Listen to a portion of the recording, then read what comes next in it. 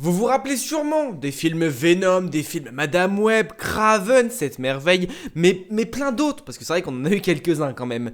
Ça s'appelait le Sony Spider-Man Universe. Mais les amis, aujourd'hui, j'ai cru comprendre que c'était fini, le Sony Spider-Man Universe, mais je crois aussi comprendre qu'aujourd'hui est un grand jour, puisque un nouveau Sony Spider-Man Universe va prendre jour. Apparemment, on a eu des infos officielles, donc c'est même pas apparemment, c'est plutôt une déduction qu'on en fait, mais il se pourrait que le nouveau Sony Spider-Man voit le jour et que ce ne soit pas vraiment ce qu'on attendait à la base et à l'origine. Pour ce faire, on va changer de scène et on va se trouver sur une scène plutôt explicite sur Twitter, vous pouvez me suivre d'ailleurs sur Twitter, avec cette information que je trouve assez étonnante, oui et non, dans le sens où on s'y attendait sans vraiment s'y attendre. On a eu, selon, du coup, il me semble que c'est des gros médias qui l'ont dévoilé, c'est The Hollywood Reporter ou Variety, je sais plus exactement, en tout cas c'est une source fiable et c'est même une source officielle puisque c'est un média, donc c'est officiel. Des films d'animation dérivés de Spider-Man Across, donc de Spider-Verse, sont confirmés et sont signalés. Ils sont en préparation, donc c'est-à-dire que c'est dans les backstage. On a donc un film sur Venom. Merci la traduction pour le venin, c'est excellent, on apprécie.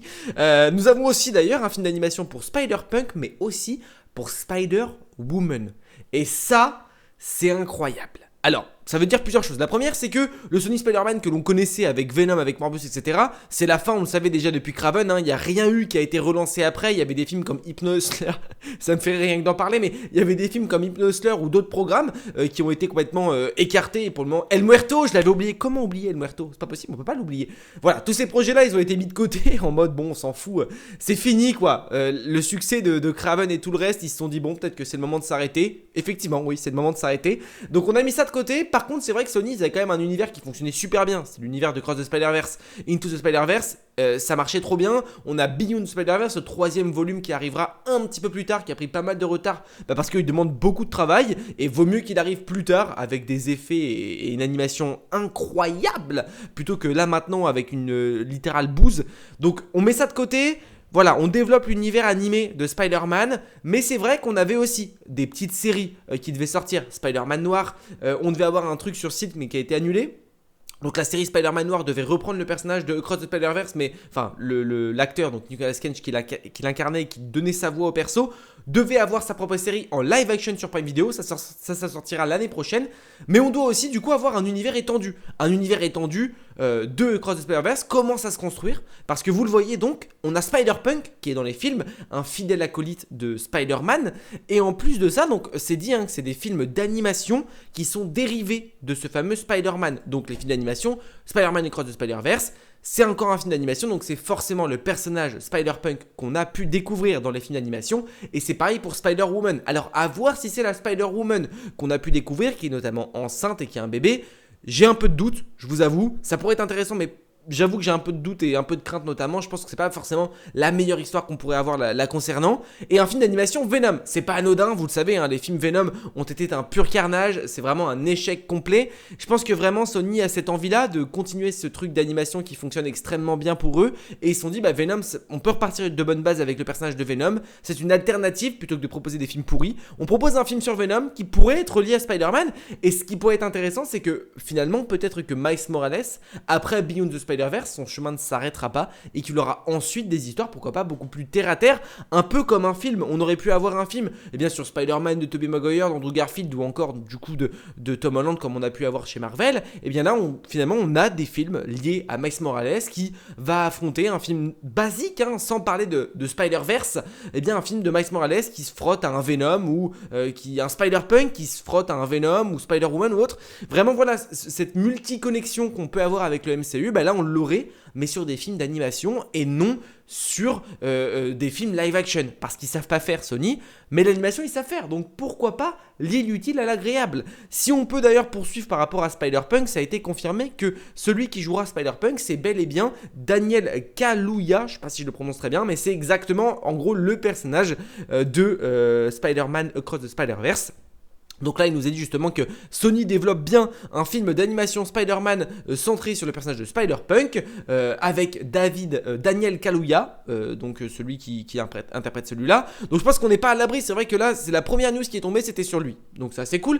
Ensuite, on a enchaîné directement après avec cette news-là, qu'on avait Venom, mais aussi Spider-Woman. Et ça, c'est quand même tout de même assez intéressant. sachant qu'en parallèle de ça, ils profitent certainement un peu des réseaux, parce qu'on a le tournage de Spider-Man Brand New Day, qui est littéralement en pleine effervescence et qui met le feu à Twitter, et on se régale d'ailleurs, on en parlera sur la chaîne également.